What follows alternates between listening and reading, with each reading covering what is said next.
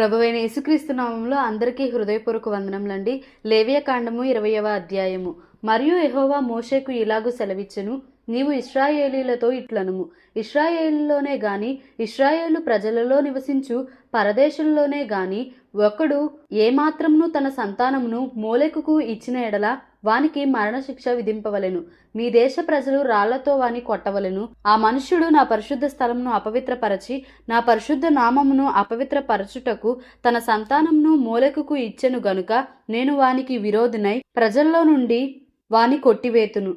మరియు ఆ మనుష్యుడు తన సంతానమును మోలెకుకు ఇచ్చుచుండగా మీ దేశ ప్రజలు వాని చంపక చూచి చూడనట్లు తమ కన్నులు మూసికొన్నెడల నేను వానికిని వాని కుటుంబమునకును విరోధినై వానిని మోలెకుతో వ్యభిచరించుటకు వాని తరిమి వ్యభిచారము చేయు వారినందరినీ ప్రజల్లో నుండి కొట్టివేతును. మరియు కర్ణపిశాచి గలవారితోనూ సోదెగాండ్రతోనూ వ్యభిచరించుటకు వారి తట్టు తిరుగువాడెవడో నేను వానికి విరోధినై ప్రజల్లో నుండి వాని కొట్టివేతును. కావున మిమ్మును మీరు పరిశుద్ధపరచుకొని పరిశుద్ధులై ఉండుడి. నేను మీ దేవుడనైన యెహోవాను. మీరు నా కట్టడలను ఆచరించి వాటిని అనుసరింపవలెను. నేను మిమ్మును పరిశుద్ధపరచు యెహోవాను. ఎవడు తన తండ్రినైనను తన తల్లినైనను దూషించునో వానికి మరణశిక్ష విధింపవలెను.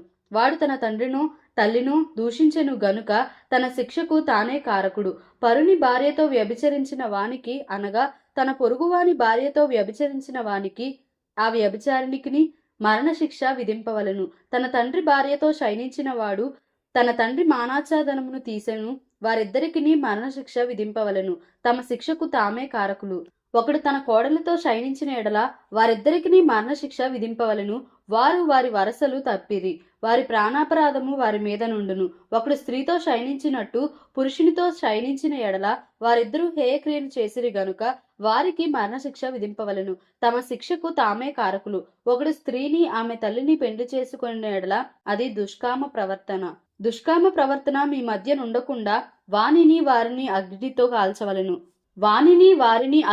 కాల్చవలెను. జంతు శయనము చేయువానికి మరణశిక్ష విధింపవలెను. ఆ జంతువును చంపవలెను. స్త్రీ తన్ను జంతువు పొందునట్లు దాన్ని సమీపించిన ఎడల ఆ స్త్రీకిని ఆ జంతువునకును మరణమే విధి. ఆమెను దానిని చంపవలెను. తమ శిక్షకు తామే కారకులు. ఒకడు తన సహోదరుని అనగా తన తండ్రి కుమార్తెనే గాని తన తల్లి కుమార్తెనే గాని చేర్చుకొని ఆమె దశములను వాడును వాని దశములను ఆమెయు చూచిన ఎడల అది దురనురాగము.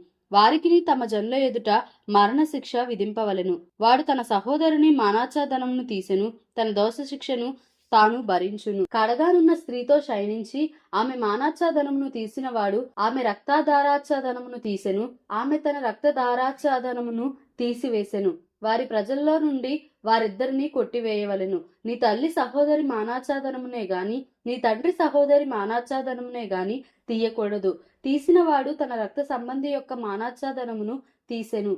వారు తమ దోష శిక్షను భరించెదరు. పినతల్లితోనే గాని పెత్తల్లితోనే గాని శయనించిన వాడు తన తల్లిదండ్రుల సహోదరుల మానాచ్ఛాదనమును తీసెను. వారు తమ పాప శిక్షను భరించెదరు.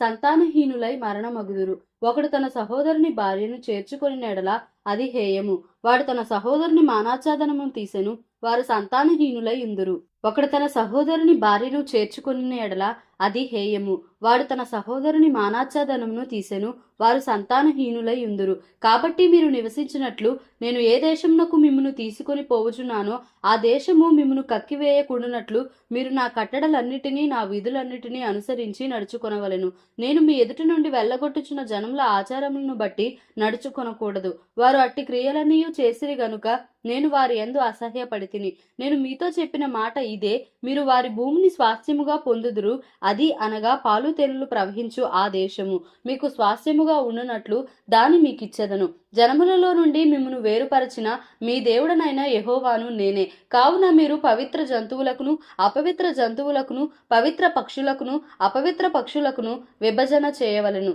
అపవిత్రమైనదని నేను మీకు వేరు చేసిన ఏ జంతువులనే గాని ఏ పక్షి వలననే గాని నేల మీద ప్రాకు దేని వలననే గాని మిమ్మును మీరు అపవిత్రపరచుకొనకూడదు. మీరు నాకు పరిశుద్ధులై ఉండవలెను. యెహోవాను నేను పరిశుద్ధుడను. మీరు నావారై ఉండునట్లు అన్యజనులలో నుండి మిమ్మును వేరుపరచితిని. పురుషుని యందేమి స్త్రీ యందేమి కర్ణపిశాచి అయినను సోదె అయినను ఉండిన ఎడల వారికి మరణశిక్ష విధింపవలెను, వారిని రాళ్లతో కొట్టవలెను, తమ శిక్షకు తామే కారకులు. లేవియకాండము 21వ అధ్యాయము. మరియు యెహోవా మోషేతో ఇట్లనెను, యాజకులగు అహరోను కుమారులతో ఇట్లనుము, మీలో ఎవడును తన ప్రజల్లో శవమును ముట్టుట వలన తన్ను అపవిత్రపరచుకొనరాదు. అయితే తనకు సమీప రక్త సంబంధులు అనగా తన తల్లి, తండ్రి, కుమారుడు, కుమార్తె, సహోదరుడు, తనకు సమీపముగానున్న శుద్ధ సహోదరియగు అవివాహిత కన్యక అను వీరి యొక్క శవమును ముట్టి తన్ను అపవిత్రపరచుకొనవచ్చును. అతడు తన ప్రజల్లో యజమానుడు గనుక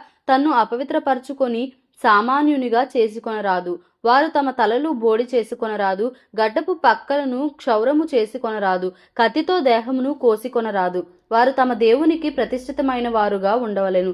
కావున వారు తమ దేవుని నామమును అపవిత్రపరచరాదు. ఏలయనగా వారు తమ దేవునికి ఆహారమును అనగా యెహోవాకు హోమ ద్రవ్యములను అర్పించువారు. కావున వారు పరిశుద్ధులై ఉండవలెను.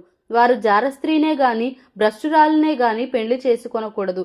పెనిమిటి విడనాడిన స్త్రీని పెండ్లి చేసుకొనకూడదు. ఏలయనగా యాజకుడు తన దేవునికి ప్రతిష్ఠితుడు. అతడు నీ దేవునికి ఆహారమును అర్పించువాడు గనుక నీవు అతని పరిశుద్ధపరచవలెను. మిమ్మును పరిశుద్ధపరచు యెహోవా అను నేను పరిశుద్ధులను గనుక అతడు మీ దృష్టికి పరిశుద్ధుడు కావలెను. మరియు యాజకుని కుమార్తె జారత్వము వలన తన్ను అపవిత్రపరచుకుని ఎడల ఆమె తన తండ్రిని అపవిత్రపరచునది. అగ్నితో ఆమెను దహింపవలెను. ప్రధాన యాజకుడగుటకై తన సహోదరులో ఎవరి తల మీద అభిషేక తైలము పోయబడునో, యాజక వస్త్రములు వేసుకొనుటకు ఎవరు ప్రతిష్ఠింపబడునో అతడు తన తలకప్పును తీయరాదు, తన బట్టలను చింపుకొనరాదు, అతడు శవము దగ్గరకు పోరాదు. తన తండ్రి శవము వలనే గాని తన తల్లి శవము వలనే గాని తను అపవిత్రపరచుకొనరాదు. దేవుని అభిషేక తైలము అనెడు కిరీటముగా అతని మీద ఉండును గనుక అతడు పరిశుద్ధ మందిరమును విడిచి వెళ్ళరాదు. తన దేవుని పరిశుద్ధ మందిరమును అపవిత్రపరచరాదు. నేను యెహోవాను. అతడు కన్యకను పెళ్లి చేసుకొనవలెను. విధవరాలినైనను, విడనాడబడిన దానినైనను, భ్రష్టురాలినైనను అనగా జారస్త్రీనైనను అట్టి వారిని పెళ్లి చేసుకొనక తన ప్రజల్లోని కన్యకనే పెళ్లి చేసుకొనవలెను. యెహోవా అను నేను అతని పరిశుద్ధపరచువాడను గనుక అతడు తన ప్రజలలో తన సంతానమును అపవిత్రపరచకూడదని వారితో చెప్పుము. మరియు యెహోవా మోషేకు ఇలాగు సెలవిచ్చెను, నీవు అహరోనుతో ఇట్లనుము, నీ సంతతి వారిలో ఒకనికి కళంకమేదైనను కలిగిన ఎడల అతడు తన దేవునికి ఆహారము అర్పించుటకు సమీపింపకూడదు. ఏలయనగా ఎవని యందు కళంకముండునో వాడు గ్రుడ్డివాడే గాని, కుంటివాడే గాని, ముక్కిడివాడే గాని, విపరీతమైన అవయముల గలవాడే గాని, కాలైనను చేయినైనను విరిగినవాడే గాని, గూనివాడే గాని, గుజ్జువాడే గాని, కంటిలో పువ్వు గలవాడే గాని, గజ్జి గలవాడే గాని, చిరుగుడు గలవాడే గాని, వృషణములు నలిగినవాడే గాని సమీపింపకూడదు. యాజకుడైన అహరోను సంతానంలో కలంకము గల ఏ మనుష్యుడును యెహోవాకు హోమ ద్రవ్యములను అర్పించుటకు సమీపింపకూడదు. అతడు కలంకము గలవాడు. అటివాడు తన దేవునికి ఆహారము అర్పించుటకు సమీపింపకూడదు. అతి పరిశుద్ధమైనవే గాని పరిశుద్ధమైనవే గాని తన దేవునికి అర్పింపబడు ఏ ఆహార వస్తువులనైనను అతడు తినవచ్చును. మెట్టుకు అతడు కలంకము గలవాడు గనుక అడ్డతెర ఎదుటికి చేరకూడదు. బలిపీఠమును సమీపింపకూడదు. నా పరిశుద్ధ స్థలములను అపవిత్రపరచకూడదు. వారిని పరిశుద్ధపరచు యెహోవాను నేనే అని వారితో చెప్పుము. అట్లు మోషే అహరోనుతోనూ అతని కుమారులతోనూ ఇశ్రాయేలీయులందరితోనూ చెప్పెను. లేవియకాండము 22వ అధ్యాయము. మరియు యెహోవా మోషేకు ఇలాగు సెలవిచ్చెను, ఇశ్రాయేలీయులు నాకు ప్రతిష్ఠించు వాటి వలన అహరోనును అతని కుమారులను నా పరిశుద్ధ నామమును అపవిత్రపరచకుండునట్లు వారు ఆ పరిశుద్ధమైన వాటిని ప్రతిష్ఠితములుగా ఎంచవలెనని వారితో చెప్పుము. నేను యెహోవాను. నీవు వారితో ఇట్లనుము, మీ తరతరములకు మీ సమస్త సంతానములలో ఒకడు అపవిత్రత గలవాడై ఇశ్రాయేలీయులు యెహోవాకు ప్రతిష్ఠించు వాటిని సమీపించిన ఎడల అట్టివాడు నా సన్నిధిని ఉండకుండా కొట్టివేయబడును. నేను యెహోవాను. అహరోను సంతానములో ఒకనికి కుష్ఠైనను స్రావమైనను కలిగిన ఎడల అట్టివాడు పవిత్రత పొందు వరకు ప్రతిష్ఠితమైన వాటిలో దేనిని తినకూడదు. శవము వలన అపవిత్రత గల దేనినైనను ముట్టువాడును, స్ఖలిత వీర్యుడును, అపవిత్రమైన పురుగునేమి, ఏదో ఒక అపవిత్రత వలన అపవిత్రుడైన మనుషునినేమి ముట్టువాడును, అట్టి అపవిత్రత తగిలిన వాడును సాయంకాలము వరకు అపవిత్రుడగును. అతడు నీళ్లతో తన దేహమును కడుగుకొని వరకు ప్రతిష్ఠితమైన వాటిని తినకూడదు. అతడు నీళ్లతో తన దేహమును కడుగుకొని వరకు ప్రతిష్ఠితమైన వాటిని తినకూడదు. సూర్యుడు అస్తమించినప్పుడు అతడు పవిత్రుడగును. తరువాత అతడు ప్రతిష్ఠితమైన వాటిని తినవచ్చును. అవి వానికి ఆహారమే గదా. అతడు కళేబరమునైనను చీల్చబడిన దానినైనను తిని దాని వలన అపవిత్రపరచుకొనకూడదు. నేను యెహోవాను. కాబట్టి నేను విధించిన విధిని అపవిత్రపరచి దాని పాపభారమును మోసికొని దాని వలన చావకుండునట్లు ఈ విధిని ఆచరించవలెను. నేను వారిని పరిశుద్ధపరచు యెహోవాను. అన్యుడు ప్రతిష్ఠితమైన దానిని తినకూడదు. యాజకుని ఇంట నివసించు అన్యుడే గాని జీతగాడే గాని ప్రతిష్ఠితమైన దానిని తినకూడదు. అయితే యాజకుడు క్రయధనమిచ్చి కొనినవాడును అతని ఇంట పుట్టినవాడును అతడు తిను ఆహారమును తినవచ్చును. యాజకుని కుమార్తె అన్యునికి ఇయ్యబడిన ఎడల ఆమె ప్రతిష్ఠితమైన వాటిలో ప్రతిష్టార్పణమును తినకూడదు.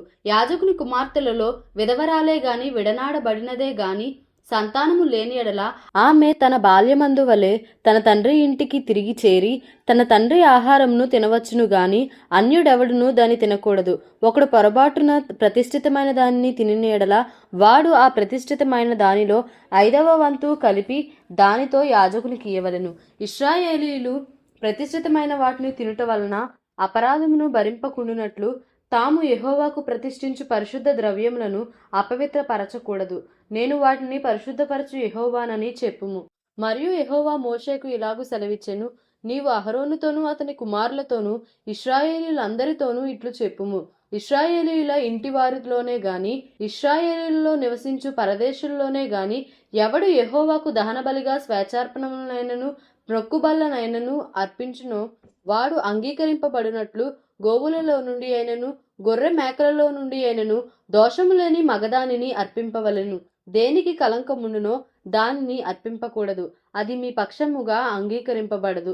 ఒకడు మొక్కుబడిని చెల్లించుటకే గాని స్వేచ్ఛార్పణము అర్పించుటకే గాని సమాధాన బలిరూపముగా గోవునైనను గొర్రెనైనను మేకనైనను యెహోవాకు తెచ్చినప్పుడు అది అంగీకరింపబడినట్లు దోషము లేనిదై ఉండవలెను. దానిలో కలంకమేదియు నుండకూడదు.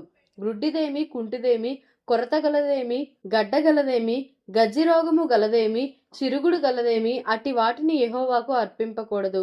వాటిలో దేనిని బలిపీఠము మీద యెహోవాకు హోమము చేయకూడదు. కురూపి అయిన కోడెనైనను గొర్రె మేకల మందలోని దానినైనను స్వేచ్ఛార్పణముగా అర్పింపవచ్చును గాని అది మొక్కుబడిగా అంగీకరింపబడదు. విత్తులు నునిపిన దానినే గాని విరిగిన దానినే గాని చితికిన దానినే గాని కోయబడిన దానినే గాని యెహోవాకు అర్పింపకూడదు. మీ దేశంలో అట్టి కార్యము చేయకూడదు. పరదేశి చేతి నుండి అట్టి వాటిలో దేనిని తీసుకొని మీ దేవునికి ఆహారముగా అర్పింపకూడదు. అవి లోపము గలవి, వాటికి కలంకములుండును. అవి మీ పక్షముగా అంగీకరింపబడవని చెప్పుము. మరియు యెహోవా మోషేకు ఇలాగు సెలవిచ్చెను, దూడయే గాని గొర్రెపిల్లయే గాని మేకపిల్లయే గాని పుట్టినప్పుడు అది 7 దినములు దాని తల్లితో నుండవలెను. 8వ నాడు మొదలుకొని అది యెహోవాకు హోమముగా అంగీకరింపతగును. అయితే అది ఆవైనను గొర్రె మేకల లోనిదైనను మీరు దాన్ని దాని పిల్లను ఒక్కనాడే వధింపకూడదు. మీరు కృతజ్ఞతా బలియగు పశువును వధించినప్పుడు అది మీ కొరకు అంగీకరింపబడినట్లుగా దానిని అర్పింపవలెను. ఆనాడే దాన్ని తినివేయవలెను. మరునాటి వరకు దానిలో కొంచెమైనను మిగిలింపకూడదు. నేను యెహోవాను. మీరు నా ఆజ్ఞలను అనుసరించి వాటి ప్రకారము నడుచుకొనవలెను. నేను యెహోవాను. నా పరిశుద్ధ నామమును అపవిత్రపరచకూడదు. నేను ఇశ్రాయేలీయుల్లో నన్ను పరిశుద్ధినిగా చేసుకొందును. నేను మిమ్మును పరిశుద్ధపరచు యెహోవాను. నేను మీకు దేవుడనై ఉండునట్లు ఐగుప్తు దేశంలో నుండి మిమ్మును రప్పించిన యెహోవానని చెప్పుము. దేవుడి పరిశుద్ధ వాక్యమును మన వినికిడిలో దీవించి ఆశీర్వదించునుగాక. Amen. Please like, share and subscribe for more videos.